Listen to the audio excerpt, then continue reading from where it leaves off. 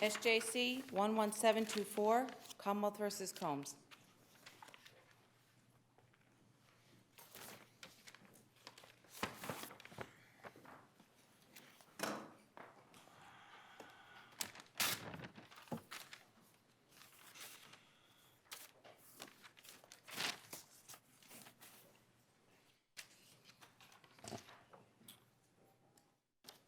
Ms. Neves, good morning.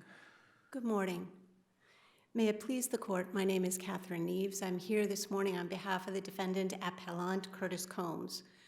I'd like to start with the sufficiency issue, if I may, and talk about the only evidence about what happened at 108 Florida Street in Springfield on the morning of January 22nd, 2010, which was the testimony of the landlord who lived at 110, Gustavo Batista. And specifically, I'd like to clarify some of the evidence, some of the things in the Commonwealth's brief that are a little bit inaccurate. Specifically, the Commonwealth stated that Mr. Batista heard a car door, and I would direct the court to the transcript, November 20th, at page 133, the questions and answers. Okay, at some point did you notice some type of a car pull up to the address? Answer, no. I just heard a sound at the door at 108 and I looked out the window. Question, you say you heard a sound at the door. What kind of a sound did you hear when you open and close a door? And he stated immediately thereafter that he saw this happened right when he got home. He heard the sound of the door next door. He looked out his window immediately. He saw Mr. Combs standing in the front yard, waving a car that was driving, and he described it as driving from his side, because the driveway was on his side, pull and then go in front of the house, and Mr. Combs was waving him to the other side, which was an unpaved side of the duplex. He then immediately walked to the back of his house to see what was going on, saw the car, which was the victim's car. We can certainly conclude that. It was a white SUV, and saw the driver get out of the car. There was nobody else in the car. He said, I didn't see anybody else in there. I didn't see any other person. I saw no one else moving in there. Mr. Combs was there. The driver gets out, and Mr. Batista testifies. He's showing Mr. Combs something that he has in the back of the car. And he's excited as he's showing Mr. Combs. Sorry, and he's showing them that because he's opened up the rear door, or he's showing them from some different angle? Well, that's on direct. Mr. Batista said he was showing him something through the window. And Mr. Combs then looks through the window and appears to be excited. On cross-examination, what Mr. Batista told the police at the time was that the door had been opened. At trial, though, he said, I don't remember telling them that. It came out on cross that the door was open, but at trial, they were looking through the window. At that point, the driver says to Mr. Combs, there's somebody watching us. Mr. Batista goes out and says, hey, don't, you can always use the driveway. Don't use the grassy side over here. What are you doing? And Mr. Combs says, well, I'm getting rid of some furniture, and he's going to take it. So he says, okay, and he leaves. He says the exchange takes 4 to 5 minutes. He says he leaves to go back to work around noon, and that when he leaves, the two men are still there on the side of the house.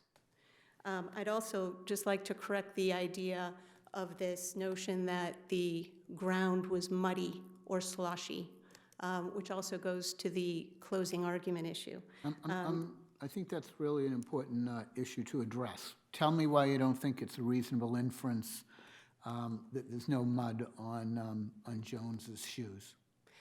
I think there's no mud on Jones's shoes because Mr. Williams drove him dead in the back seat of the car. Oh, that's a good argument. I'm asking you why don't you think it's a reasonable inference for the Commonwealth to make? Well, because I don't think there's a reasonable inference to be drawn about the condition of the ground based on the evidence that was adduced at trial. And so specifically, I would direct the court To Mr. Batista's testimony, again, the Commonwealth says it was a warm period in winter, but that's not what the questions and answers were. The question was, do you remember what the weather was like that day? Answer, yes, it wasn't that cold or anything for January. The temperature was very nice. Question, no snow on the ground or anything? No, no. There's no evidence that it had been warm for more than that day. And I've lived here long enough to know that in January, it can be 10 below zero in January, and the ground is frozen solid, and you can have a day that's pretty nice. It doesn't defrost the ground. If the Commonwealth were interested in this, which they needed to be interested in this because they had no evidence that this murder happened at 108 Florida Street, they needed that ground to be muddy. They could have asked him. They didn't. Is there anything to be taken from the Commonwealth's argument that there's different coloration on the lawn? That it looks brown, more brown in one location than another? Is there anything from that? No, there isn't. And I would point out to the court that the trial prosecutor acknowledged that you could not take from the photos what the ground looked like at the time because the photos were not contemporaneous. They were taken much later. This crime happened in January of 2010. Mr. Combs was indicted in 2011 sometime. The Commonwealth acknowledged in closing that you can't, when these pictures were taken and how the yard looked, can't be told from these pictures because there's no evidence as to when they were taken. So what Mr. Batista said was, excuse me, the yard, the setup of the yard, it looked it was an accurate representation of how the yard looked. There were no new structures or anything, but we can't take anything from what that yard looked like. Mr. Batista said it was grass. The prosecutor tried to get him to say, was it mud? He said, no, it was just grass. It was grass. So we don't have evidence of what that ground was like. And, it's significant because the question here was whether the defendant made an agreement with Mr. Williams ahead of time to assist in escape if it became necessary, which would mean, I'll bring the body, I'll bring the body up and, you'll drive me down because I don't have a car. Or whether Mr. Williams calls up and says, all right, everything went bad, he's dead in the back of the car, I need a ride, you got to drive me. There's no evidence of the former. There's lots of evidence circumstantial evidence supporting the latter. So the Commonwealth's arguing facts not in evidence here is significant because they needed to show intent, and they didn't have the evidence to show that he had the intent to act as an aider and abetter to murder the victim in this case. So the Commonwealth argues that the fact that they invented a hypothetical conversation between my client and the co-defendant ahead of time, we need money, got a guy on the line, whatever, is harmless because my client was acquitted of robbery. They didn't concoct the hypothetical conversation because they were keen to convict Mr. Combs of robbery. They concocted it because they needed to prove intent, and they just didn't have any other evidence of it. The DNA evidence, math is math. The evidence is the Commonwealth's experts said he could not be excluded, and the statistics were 1 in 7 billion. Mr. Combs's expert testified that she would include him, and then it would be 1 in 1,300. This is one of those situations where it was touch DNA. It was like 270 picograms, which is 0.27 nanograms, and they like to have 1.2 nanograms for testing. So it was a very, very small fragment. I'm trying, and the location of it was on the lever on the back seat of the SUV? Yes, yes. The one that moves the back seat back and forth? Yes. I think it's the one that moves the seat back and forth. The rear side lever control panel is what it was, on the side. Not below, on the side. On the side. So. And that's near where is there a door there? I assume so, yes, I assume. SUV, it's not a van. No, No, it's not a van. Although there was 3 rows of seats, so it wasn't that small. Or 3 rows of seats? Yeah, because there was DNA taken from a 3rd row headrest from which the victim's friend, Robert Fix, could not be excluded, could not be eliminated as a potential contributor. So there were 3 rows of seats. I think whatever the statistics are, the issue is when that could have been placed there. I think there's no question that Mr. Combs was involved here. He was involved afterward. He drove, I think the mapping shows how this happened. He was there with Mr. Williams in the side yard. He's seen, he's seen on video dropping the co-defendant back off at work. The question is, if that is Mr. Combs's DNA, which it probably is, how did it get there? I mean, we don't know. We just don't know. It was the Commonwealth's burden to show that that was placed there during the time of the crime, as opposed to you're dropping him off in the Save More parking lot. I don't know, or if indeed, the door was, the co-defendant did open the door, and when they were looking in, unlike his testimony at trial. What does the cell phone testimony regarding the victim's cell phone tell us about his location? It doesn't tell us. It doesn't tell us very much after 10:16. That's his last outgoing call, and at that point, he's right near the co-defendant's workplace. And then the worker sees him pull up. Yes, yeah. The timing, as with people's memories, they're not exact. I think co-workers said that the co-defendant left at around 10. The victim's last outgoing call was 10:16, and that's where he was located. There were some prior calls between the victim and the co-defendant, but where the victim was not mapped. So we know that at or around noon, that vehicle was in the yard of the Florida Street home in Around there, in yes. Springfield. Yes, and that Mr. Combs drops off Mr. Williams, the co-defendant, around 12:30 or so. And we know from the evidence it's about a half-hour drive from Springfield down to Bloomfield, Connecticut. So, I mean, the Commonwealth's evidence that this happened inside 108 Florida Street is non-existent. I mean, there's... I'm sorry, just one more fact that I'm recalling. The latex glove, and I know Yes. there was evidence that the co-defendant wore gloves during his drive. That's correct. That was the latex glove. A portion of it was found in the SUV, but that was only tied to the co-defendant, correct? Correct, and the victim. No, Mr. Combs, there were 58 swabbings of DNA that were collected and tested, and in only one could Mr. Combs not be eliminated. On the lever. Yeah, and on the side lever. Otherwise, he was excluded. There were 7 spots in which there was an unknown contributor, from that van. There were a number of spots where the victim's friend could not be eliminated.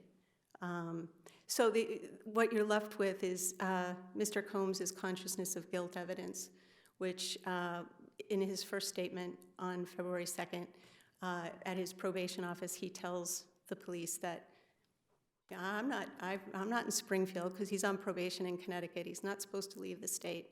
I don't know any of these people. They call him back later that day. He goes in and he's being interviewed at the same time his co-defendant is being interviewed.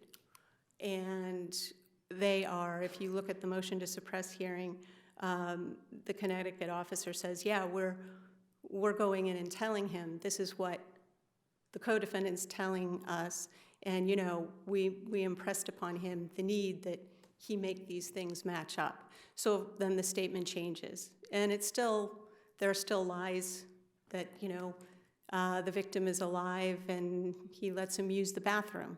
That's the only evidence anywhere that the victim is alive at 108 Florida Street and is ever inside that house. So he says, I gather what Williams told the police did not come in. Correct. So, but what Combs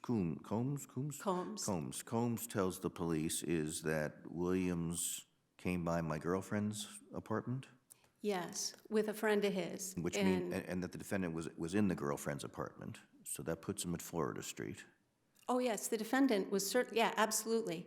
So the reason for his lies, he's not supposed to be up there. Right. And of course, he has, I think the evidence shows, assisted the co-defendant in driving the body and the victim's car back By down his to Connecticut. statement, we have an alive victim in his house. I'm sorry, Your Honor? By his own statement, we have a victim who's alive in that house, not dead.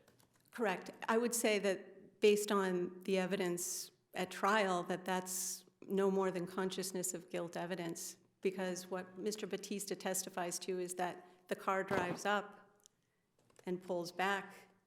He doesn't hear another car door. He doesn't hear, he's asked if he knows if there's anyone else in the house. He says, I don't know. I think what the evidence shows is that Manny drives up and the body's in the back. But I assume the testimony is that Mr. Batista doesn't have eyes on that vehicle the whole time. There was an opportunity for someone to get out of the van and go into the house, correct? I think not the whole time, but he says, I watch it drive down the side, and then I immediately go back to see what's going on, and Mr. Combs is back there. So there's really And no then time he lag. has a conversation, then he goes back about his business. Right. And the van stays there. Right. There's no, I think that's why the Commonwealth in their brief says that Mr. Batista said he heard a car door. He did not testify to that. He testified that he watched the car go around. There was only one driver. I think he said there was only one person in the car when it came around. I could be wrong about that. He certainly says when it's in the back, there's only one person. He never hears any other car. He doesn't hear any other doors. He just hears that initial open and close. Now, Batista was a hardworking fellow. When Yes. when was he home? He said the timing wasn't exact. He said he got home sometime between 11 and 12. He wasn't precise on the timing. And but he did say that he left shortly after he saw the van come in. That's right. Yeah, he said, 4 to 5 minutes. He described the timing of, from the time that he went to talk to Mr. Combs and the driver, and when he left. He said it was 4 to 5 minutes. And when Batista left. Yes. So he sees the van, and then 45 Yes. minutes later, Batista leaves And he and said goes back to work. And he said he left around noon or a little after. Okay, so that puts us then, if we have 10:15 or something, or between 10 and 10:15 in Hartford, then we have to figure out what occurred between roughly 10:45 and about 10 of 12. And we don't know. We just don't know. There's no evidence for the jury to decide whether there's a lag in time from 10:16 when the victim makes his last call, and I think the co-defendant makes a call at 10:17, and then there aren't any other calls till 10:40 when he calls Mr. Combs. I'm sorry, who's he? The co-defendant calls Mr. Combs at 10:40, and he And is still... where is the co-defendant then? He's in Connecticut still. I think on I-91, but still in Connecticut. So 10:45, he's still in Connecticut. right, All right. and then 10:40, I believe. 10:40, and then after that, the next call? 10:40, he calls the co-defendant calls, he's on I-91. At 10:48, he is in Springfield. He calls the defendant. Both phones are somewhere in Springfield. So basically, the issue is that 1 hour between what occurred between 10:48 and 11:50. We have no evidence. Ms. Neves, before you run out of time, can you tell me that there was no request for an accessory after the fact instruction? Correct. Not being within Zanetti? Can you tell me why that rises to the level of a substantial likelihood, miscarriage of justice? I think under the it wasn't asked for because it would have been a futile gesture. And I have a real problem with this notion in the law that, you can't be ineffective for making futile arguments, but you can get in trouble for not trying to preserve futile issues. But in any event, the law was pretty clear in 2013, based on this court's decision in Dean and the 1994 appeals court decision in Talbot, that there was no right to an instruction on the defense of accessory after the fact. So counsel averred that, no, I didn't ask for that. I didn't think I was entitled to it. I didn't think I could get that. The law wouldn't allow it. In 2013, this court still has said no instruction on the elements, but in the case of Newsom, it can be helpful to explain the difference between culpability as an aider and abetter for first-degree murder and culpability as an accessory after the fact. It's just when does that agreement happen? And when you're instructing a jury on statements in the course of a joint venture and aiding and abetting, I mean, it's criminal enterprise, joint venture. Yeah, but they have deliberate, little... but I mean, I looked at the judge's charge on deliberate premeditation. I mean, it's awful hard to deliberately premeditate a killing when all that you were involved with was after the person's dead. Well, if you make the agreement ahead of time to assist an escape if necessary, it's a fine line, I think, Your Honor. And I think this court correctly recognized in Newsom that if a judge says, look, this is his defense, just be aware culpability for this is not the same as culpability for that. I appreciate that, but getting back to Chief Justice Gantz's question, I mean, as far as the substantial likelihood of a miscarriage of justice, doesn't the judge in his instructions incorporate the various, what we used to call prongs of malice, into the Zanetti instructions such that there can't be a substantial likelihood here? Arguably, yes, if that's true. I mean, I just think that it's entirely, in a case like this where the evidence is so thin, where the jury comes back, I mean, yes, those instructions are all there, but the jury came back and said, we don't know if it happened in Massachusetts or Connecticut. Mm-hmm. We're unclear about where this all happened. The idea that, well, he was involved. We know he was involved. And see, he could have agreed to a plan and escape if necessary. I just think in the particular, when you've got evidence this thin, it might have made a difference. Thank you. Thank you. Thank you.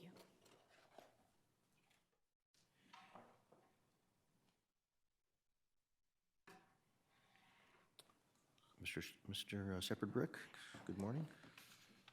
Thank you. May it please the court, David Shepherd-Brick on behalf of the Commonwealth.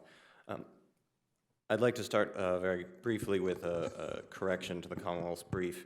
At page 35, I referred to the victim being found on his back. He was in fact found on his stomach in the SUV, and that's significant to the sufficiency analysis because it shows that the victim was not killed, likely not killed in the vehicle, but had to have been killed elsewhere.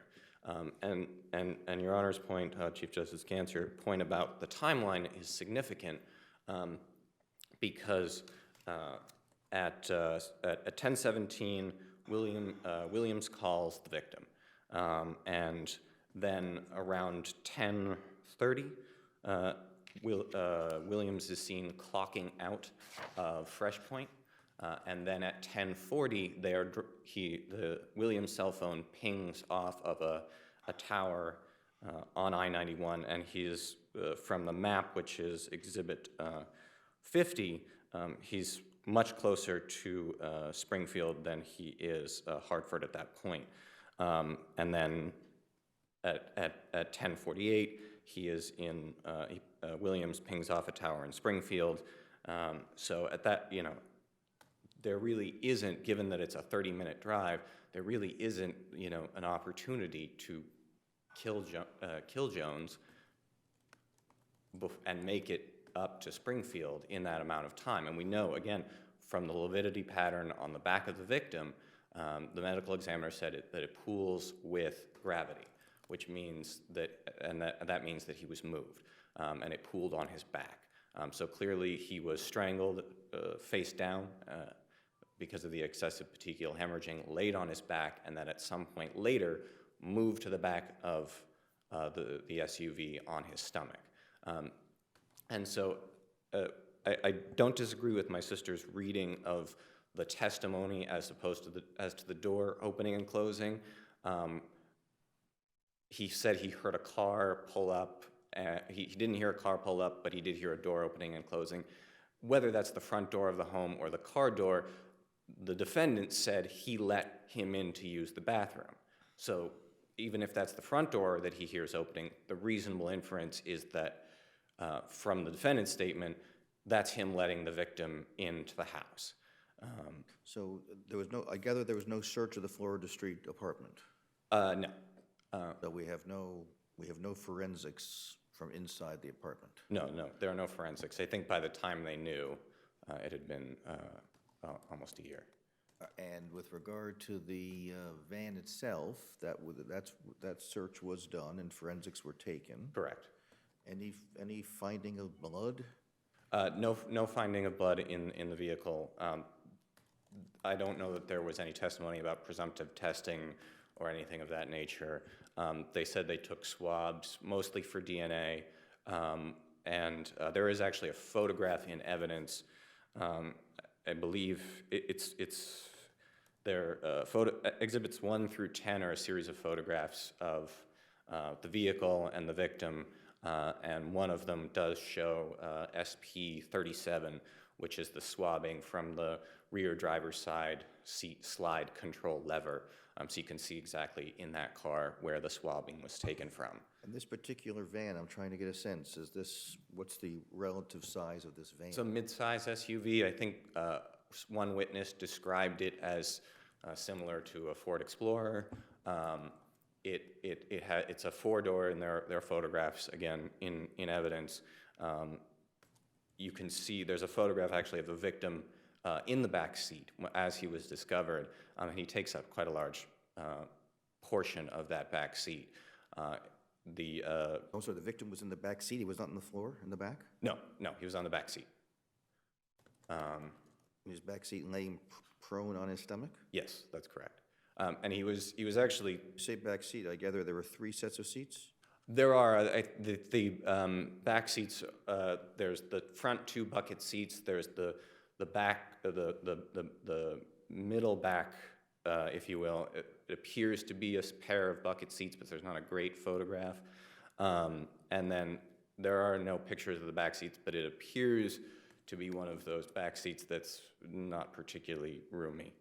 And he's on the furthest back seat? No, he is in the middle back seat. Middle back seat. So when you open the back door, the second, not the front door, but the second door, he's on those seats, and he's actually jammed in there. The officers testified that when they discovered it and opened the door, his feet were actually jammed up against the window on one side, and he had to be, he was actually stuck in that position.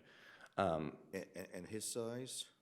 The victim's size, there was no precise testimony. There was a photograph of him at autopsy, on the autopsy table. He takes up most of the table in terms of his length. He's quite large.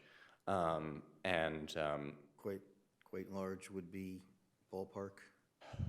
Again, there's the... Does the evidence tell us what the approximate height or weight, or is there no evidence as to that? There's no direct evidence of height and weight. There is certainly, he doesn't quite really match the description of the person who Batista saw in the backyard. Batista described that person as between 5'7" and not skinny, but not overweight. Whereas the victim was slightly overweight. Does Williams match that description? Williams matches the description of, yes, being between 5'7". 5'8" or 5'9". I can't remember the exact description. But there's also, you can see Williams on the security video clocking in and out. So you get his general appearance. All right, and the inference that you say we should draw is that sometime between 10:48, And 11:41, I believe it is the next phone call in Springfield. from whom to whom? I believe it is from, sorry, the 11:41 call is from Williams to the defendant. And at that point, that call is still in Springfield, and then there's another call, again, from Williams to the defendant at 11:50, and at that point, they're driving down to Bloomfield.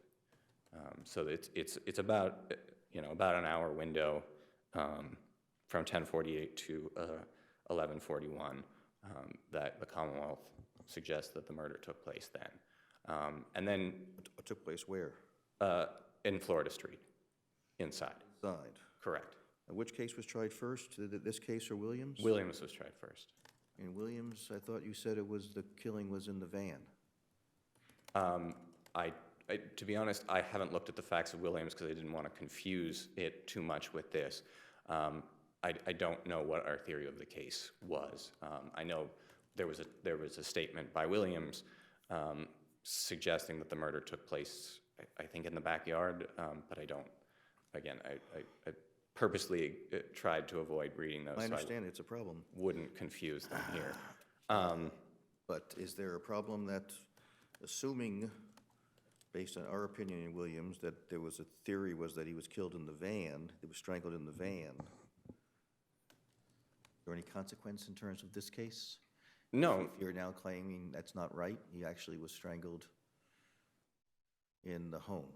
No, I don't think that, there's no issue to suggest different theories of exactly how the crime took place. I think there'd be an issue if we had theories that were so divergent that they were mutually inconsistent. But the exact place that the crime took place, I don't think is So significant. so the best you have right now is that you've got Williams and the victim driving in the victim's SUV Correct.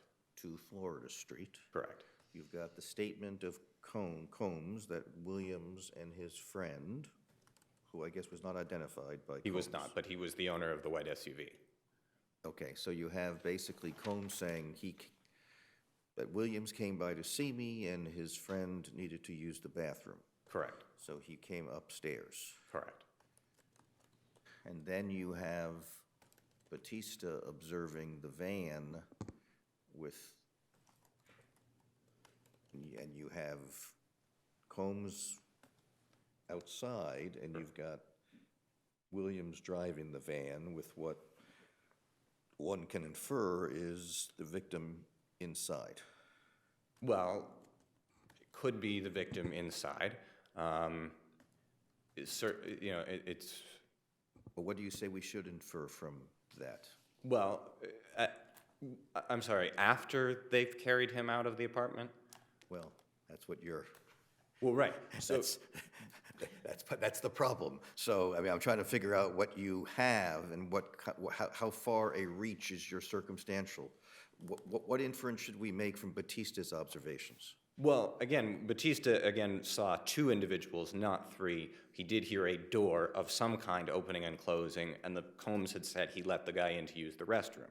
So at that point, the reasonable inference is that the victim has come inside to use the bathroom, as Combs has said.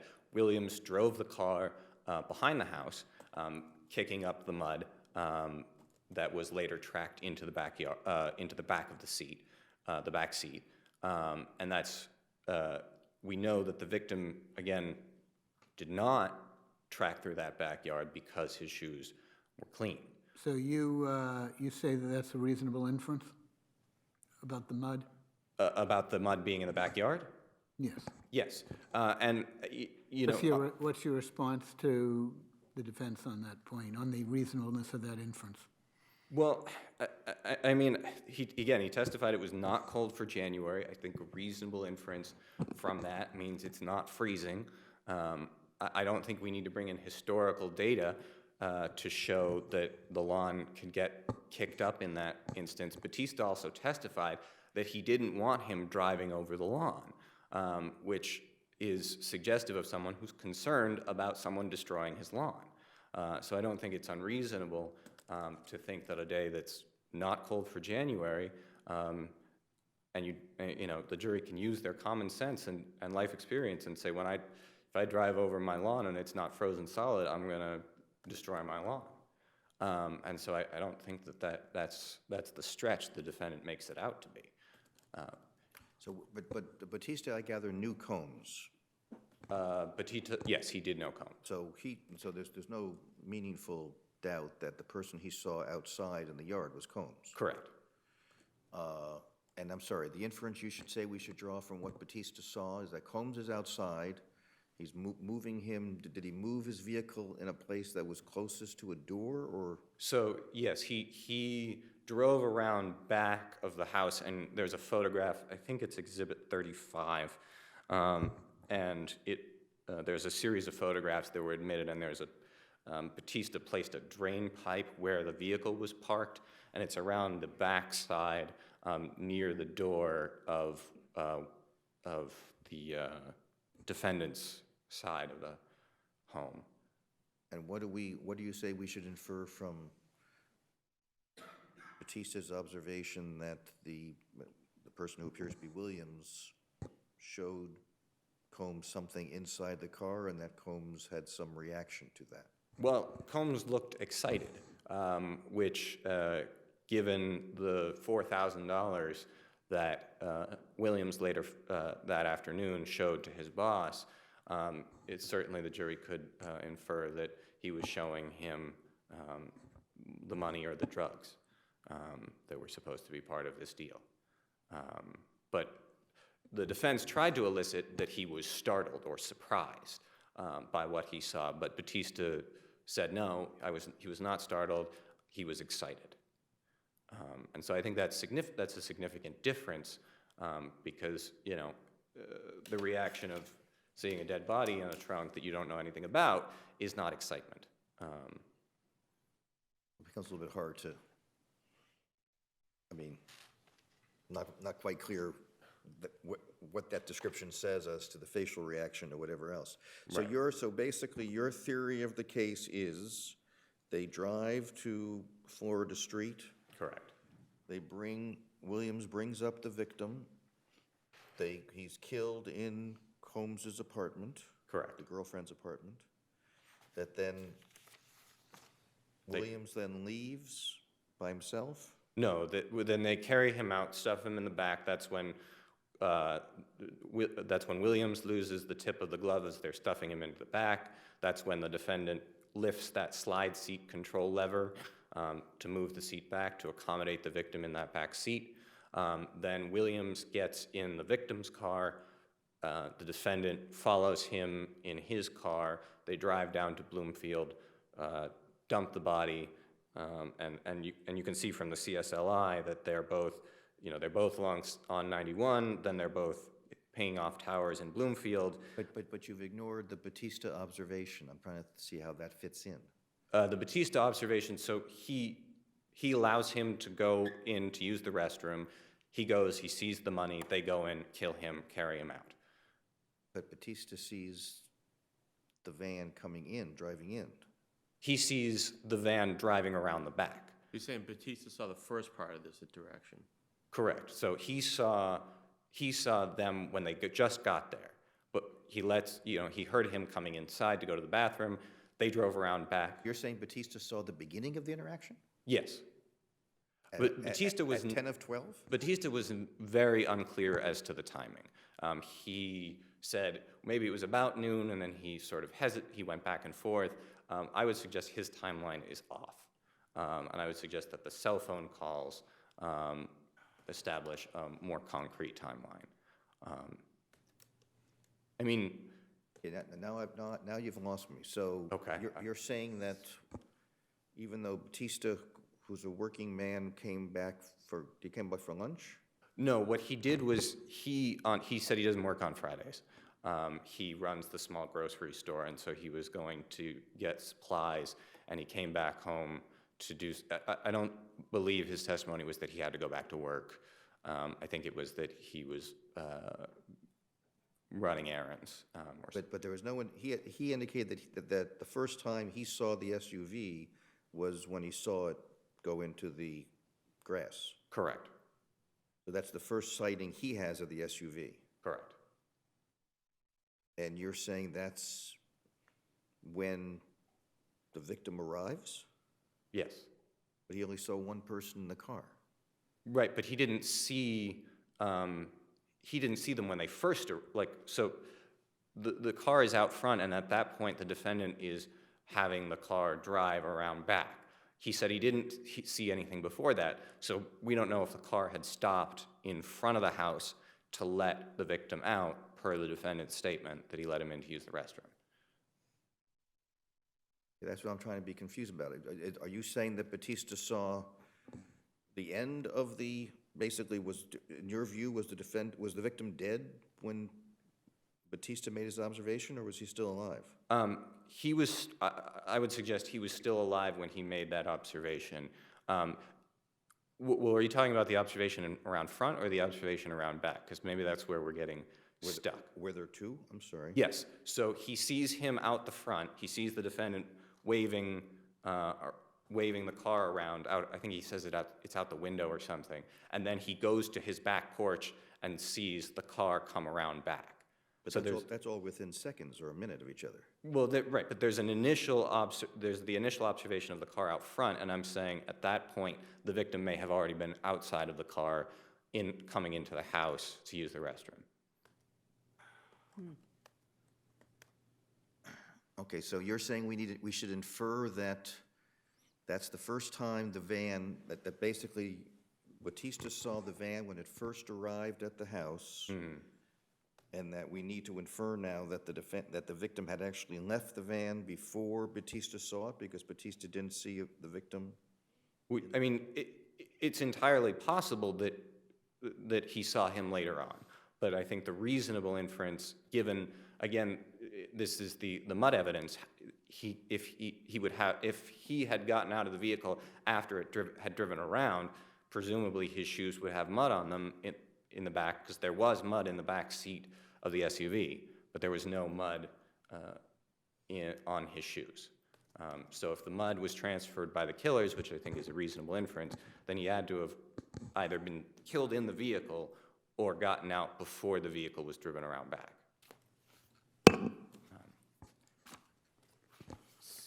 See, my time has expired. If there are any questions on the other issues.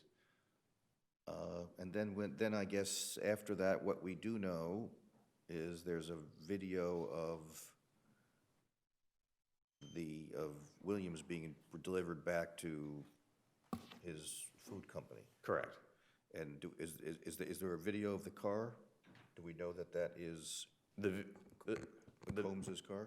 The video of Combs, yes, and Combs, again, admits that he dropped him back off at work that day. So we know that at some point Combs is, again, going, so we can certainly strongly infer that somebody drove the van, Combs drove his car. Correct. Van dumped off at In the Bloomfield. shopping center. Yep. And then Williams hops into Combs's car, Combs delivers him back to work. Right, and so He's back to work about 12:30. he is, and so again, given that it takes an hour for the drive, it's half an hour there, half an hour back. There's really no other time to kill the victim other than when they're at Florida Street. But you're leaving, you're heavily dependent upon Batista's time frame being wrong, because if Batista says, I saw him at about 10 of 12, it's going to take about that long to drop everybody off and get Williams back to work. Well, and I'm not. That's just to explain given the sequence of events that we suggest is the most reasonable. But there are certainly other possible, if his timeline is correct, they still could have killed him in that back seat before they drove it around back. But without there being any blood in the back seat, even though it was a ligature. Well, there was no bleeding. The blood pooling was internal. It was a bruising pattern that the medical examiner explained. It was a bruising pattern indicative of pooling, which means that what he explained it as when the blood stops pumping, it rests in the area, it rests with gravity inside the body. So the ligature was strong enough to strangle him, but not strong enough to create any bleeding in the neck area? There was bruising, but there was no testimony about blood. And there was an intact hyoid bone, again, indicative of ligature strangulation. But there was no testimony about bleeding. Just one question. Yes. So, obviously from the Chief's questions, there's issues about the sufficiency of the evidence, but let's assume, for the purpose of my question, that your response is you survive the Lattimore standard. Yes. But if you take the thrust of all the questions, why isn't it a substantial likelihood of a miscarriage of justice that there's no accessory after the fact instruction? Because the substance of well, I mean, first of all, this court has said you're not entitled to an accessory after the fact instruction. And I think that, like this court said in Newsom, it would just serve to confuse the jury to give an accessory after the fact instruction. What he could have asked for was, disposing of a body is not murder. But he got that in essence. You have, the instruction is something along, the judge says, in order to find that him guilty of deliberate premeditated murder, they had to find that the defendant killed William Jones or intended that William Jones be killed. That is, the defendant consciously and purposely intended to cause William Jones's death or have Demery Williams cause William Jones's death. So that instruction tells the jury that helping dispose of the body isn't enough. He has to be there and want it. They were told mere presence is not enough. They were told mere presence with knowledge of what was going to happen is not enough. So, the defendant didn't request the instruction, but the essence of the instruction that helping dispose of a body without more is not murder. And am I correct that although you had Williams waving some money, there's no evidence that Coombs said anything about money or that his spending patterns changed? There was no evidence. The only evidence was as you said, Williams flashing the $4 or $5 grand to his boss, saying that he had just sold a kilo. And the evidence as to how much this particular victim had on his person? I thought there was some evidence as to that. Yes, his wife said that he kept between, I think it was something around $8,000 cash in a lamp in their living room. But that was still there. The $8,000 was still in the lamp. Yes, but she said she didn't know all of his. I think there was testimony that she wasn't aware of all of the places that he kept money. But we certainly can't infer that they stole $8,000 and that this particular defendant, Mr. Coombs, got half because that money was still there when they searched the victim's home. Right. This jury can't infer that they stole that particular $8,000. And of course, the jury found him not guilty of armed robbery. That is also true. Okay. Any further questions? No further questions. All right. Thank you. All right. Thank you. All right.